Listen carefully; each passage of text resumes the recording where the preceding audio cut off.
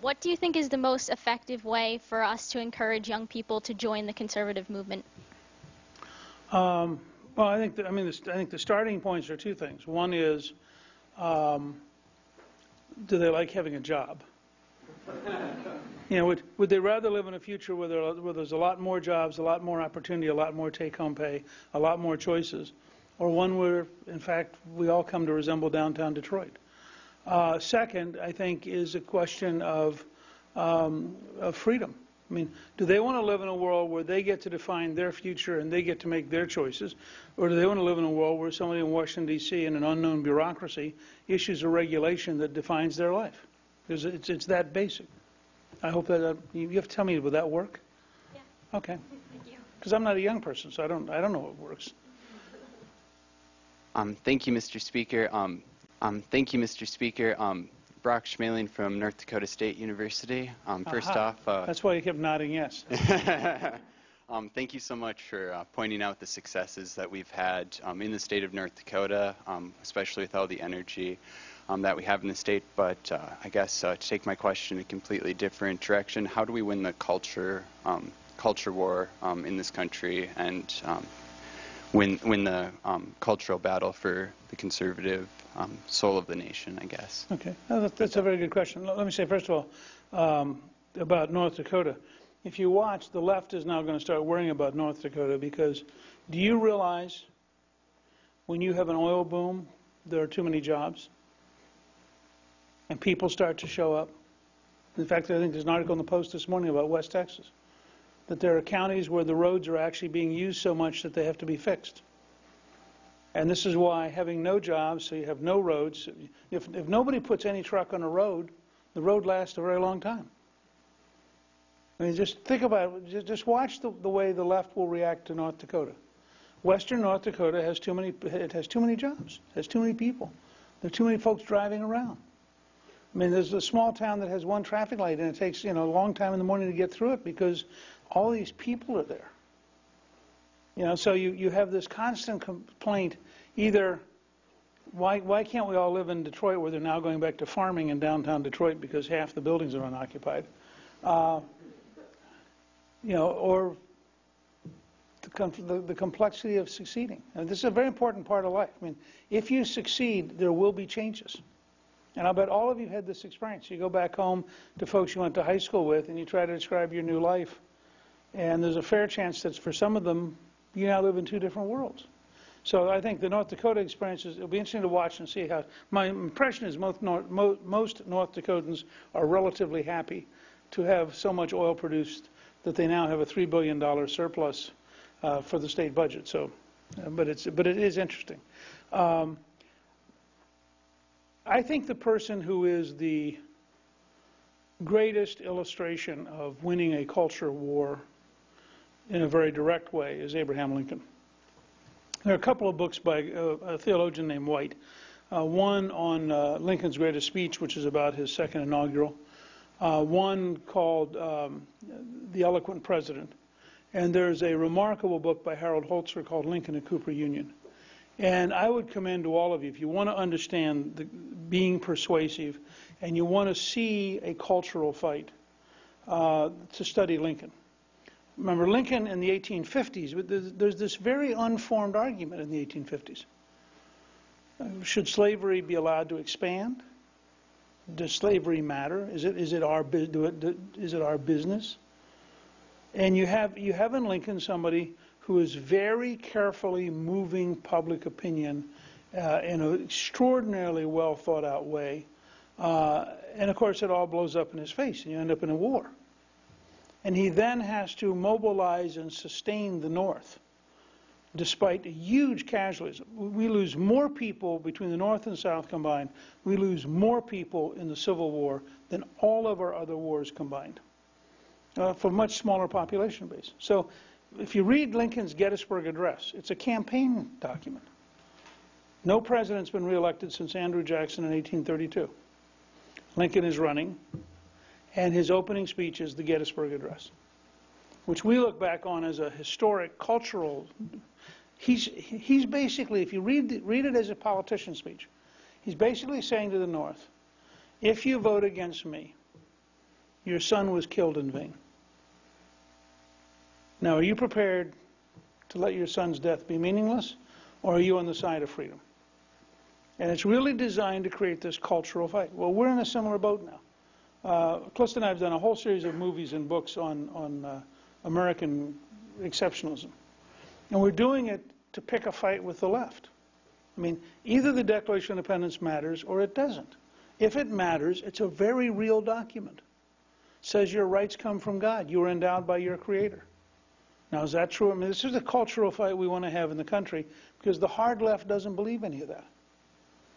And so you get into a very serious question about the nature of America. And I think you want to get people down to first principles, and you want to get them down to facts. You know, is it a fact that we now have a lot more oil because of innovation, or not? You know, and this is why I'm writing this piece on the Muslim Brotherhood. I mean, is it a fact that there are people on the planet who say they would like to kill us? Well, let's start with that. Now, of course, if you're on the hard left, you say, well, that's just poetic language.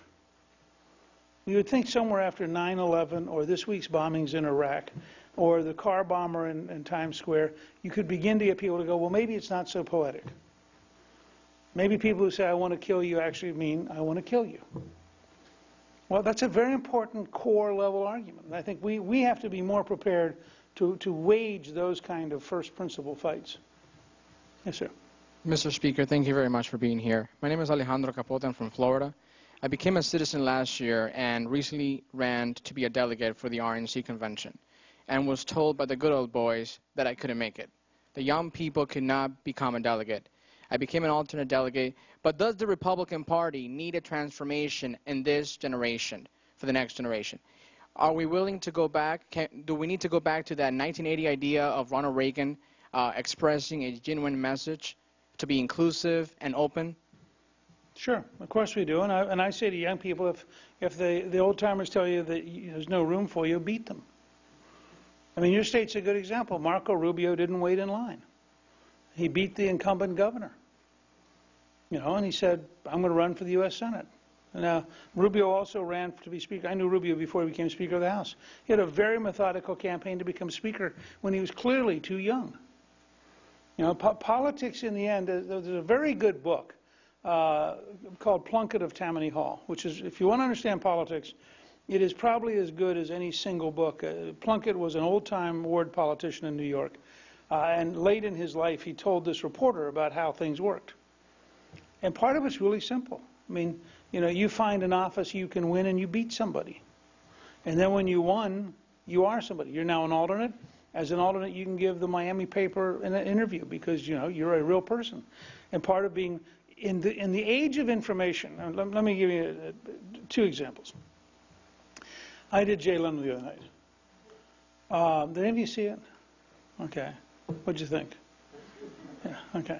Now, I mean, I thought that Snooki and I had a serious and meaningful, didn't you think we had a serious and meaningful dialogue? Seriously. Okay. Snooki exists because she exists. Right? And this is part of the nature of the modern world. I mean, if you could have a brother or a sister and do your own TV show, and 3 years from now be making a lot. If it catches on, you make money. If it doesn't catch on, you don't make money. But it's become so. So part of the trick is to be noisy. Part of the trick is to take yourself seriously. I mean, I first appeared asking for a zoo in the city of Harrisburg when I was 10. You know, and I've had people my whole career thinking I was too noisy. And that's fine. I mean, my attitude was it's nice to have an occasional Republican who's willing to debate and willing to argue and willing to be in the media. But I'll guarantee you, for a large part of our party, I was seen as some guy who, you know, why doesn't he just be quiet? In fact, there's a famous book in which John Boehner, who was in our conference room, and the title of the book was Tell Newt to Shut Up. And it was a quote from Boehner when I was Speaker. And he was probably right. Because when you're Speaker, you probably should talk a little bit less. But I would urge you, go back home, be it rather than complain about it. Fill the vacuum with your own energy and your own courage. Thank you, Mr. Speaker. First off, I like you better than Snooki, so it's good. I'm Michael Sardano. I'm going to law school in Boston, and I'm working for the Senate Rules Committee. I've been doing a lot of research on campaign finance, and as you probably know, you had a whirlwind course in it this past year. What do you think of campaign finance, the state of campaign finance, and how would you fight the left on things like the Disclose Act and other things that they've been attacking super PACs for when we obviously need to do it, and they utilized it in the '08 election cycle? Okay, I think the ideal campaign finance system would allow any American to give any amount of after-tax income if they filed on the internet every night who they gave it to. I think if we cleaned out all this current baloney, all the current lawyering, all the current red tape, the way the system currently works, if you're rich enough, if you're Mayor Bloomberg, you can buy re-election by just writing a personal check. I mean, he spent so much getting reelected as mayor of New York that it was virtually impossible to compete with him. Because if you're a middle-class candidate, you can't raise the money. And I think you'd be much healthier as a system. Instead of having the money go to these super PACs that are all irresponsible and all outside the system, I would have the money go directly to the candidates. Then the candidates have to take responsibility for their advertising. And I think you'd have a much cleaner and a much simpler system if you had just had every night reporting on the internet. You'd know who gave what to whom. And just relax and get away from the mess we're now. Truly, campaign finance has consistently made the system worse. It's made it sicker, and it's diverted incumbents to spending so much of their time raising money that they have far less time to think and far less time to work with other legislators than they did 30 years ago.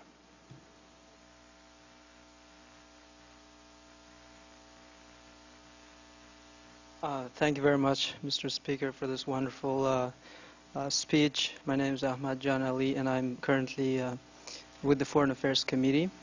I wanted to sort of shift the dynamic of the discussion and ask a foreign policy question, if you don't mind. Recently, in the last few days, there have been a lot of reports from both sides that are sort of taking this critical view of candidate Romney's foreign policy, saying that he doesn't have a specifically defined foreign policy, and that is because President Obama has had, almost a more aggressive foreign policy by some extent than President Bush. I was wondering if you can comment on that and sort of what is your view in terms of this upcoming election, and in particular, how do you define the Republicans' foreign policy in the next coming election?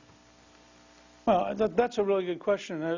I think it's actually an advantage that Romney does not have an automatic sense of what he would impose on foreign policy, because I think the world is evolving in ways that we don't understand right now.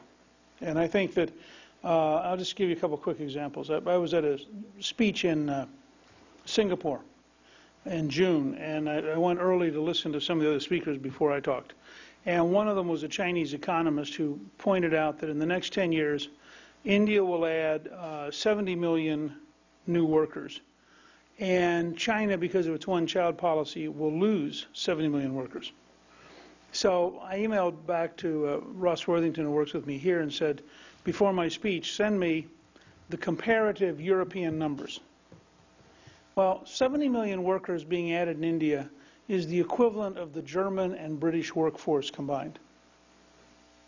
Now, nobody here, our foreign policy establishment in both parties doesn't think about a world in which the addition is bigger than Germany and Great Britain. And yet that's a reality. If you look at the buildup of military force out in Asia, and you look at the decline of military force in Europe, the very substantial changes underway in ways we don't fully understand. In fact, there's an article this morning about the Iranians buying new technology to try to maximize their first 6 or 8 hour capacity to inflict damage on the U.S. Navy. Because you live in a world market where people can buy more and more simple weapon systems. Simple in the sense that you pull a trigger and the weapon system is pretty smart in its own right. If I were to say to you, what's the most dangerous country in the world today? Anyone want to get, what would you pick? China? Russia? So I'm going to give you two countries that are not on that list. The most dangerous country in the world today is Pakistan. Pakistan probably has well over 100 nuclear weapons. It has a growing Islamist faction. It's a very precarious, very complex country. It has substantial terrorist organizations operating all over the place. The Pakistani intelligence service funds some of those operations. I mean, it's truly complicated. We all worry about Iran might get a nuclear weapon. Pakistanis have at least 100 nuclear weapons. Now, why do we think Iran is more dangerous? Now, we happen to have Ahmadinejad, who cheerfully goes around saying he wants to eliminate Israel. So from that standpoint, but there are lots of people in Pakistan who'd like to eliminate somebody, whether it's India, what have you. So you start looking at that. The second most dangerous country in the world, from our standpoint, is Saudi Arabia. Saudi Arabia is the largest funder of Wahhabism in the world. And Wahhabism is a radical Islamist position, totally incompatible with your lives. I mean, this is one of the conversations nobody in our elites want to have right now. But none of the women would be in this room. Let's just start with that. You wouldn't be allowed to be here. And so these things, you have to really look carefully at what does this all mean. And I don't think today that we have designed systems that fit the realities of the world that's emerging. And I think that one of the things I would recommend to a president-elect is that he really methodically rethink and not just assume that he wants the right-wing version of the establishment, but that he actually wants to rethink what are our principles, what are our goals, and what kind of systems do we need to get there. Because I think the changes in the world around us are that big. And I think I'm about to get the hook. Maybe the last question. Okay. Michelle Easton, Clare Luce. I wanted to ask you about electromagnetic pulse. I know you've written a little on it. You don't see much about it. It's such a frightening prospect, and we all had a taste of it a couple of weeks ago when the power went out in the storm. Do you know of people in the private sector who are working to create defenses? There are some people both in the government and the private sector. I mean, the two things that are the most immediate threats to your lives in a grand scale, assuming that there's not a nuclear war, is cyber warfare, which we don't understand very well, and electromagnetic pulse. And of the two, electromagnetic pulse is actually much worse. And we clearly know the technology because we first discovered it in the late 1950s when we set off a hydrogen warhead over the Johnson Atoll in the South Pacific, and 2,800 miles away in Hawaii, it knocked out lights and it knocked out telephones. And we began to realize there was some effect. If you launch the weapon at the right altitude, you potentially can knock out a large part of the country. The reason it's so formidable is if you burn out electric generating systems, you can't replace them. I mean, you literally go back into a pre-electrical world overnight. You experienced a little bit of this in Washington. I wrote an article about it for the Post about a week ago. Any of you want a really sobering introduction to it? My co-author, Bill Fortune, wrote a great book called 1 Second After, in which he shows you a town in North Carolina after an electromagnetic pulse event. And it's very sobering. I think it's one of the areas that if I was looking at restructuring our national security system, we should have a very methodical program of hardening our systems so that, in fact, an electromagnetic, and you can harden all of these large generating systems so that an electromagnetic pulse wouldn't destroy them, and also thinking through how do you harden enough stuff that if there was an electromagnetic pulse attack, you could rebuild the system pretty fast. Today, it would truly be a nightmare if it happened. Well, let me just say, I hope all of you will get active and stay active and be engaged. And I hope you'll be engaged in a very aggressive and direct way, and don't be too patient. I mean, we need people who are impatient and pushy and willing to work hard. And do we have a couple minutes to take pictures? Who's my leader here? You're my leader, you're saying, you want them to come out and take pictures outside? Right, Councilman Williams, if you want to do a picture. You want a we're gonna picture? start right into the next speaker, though, so. So, 5 minutes.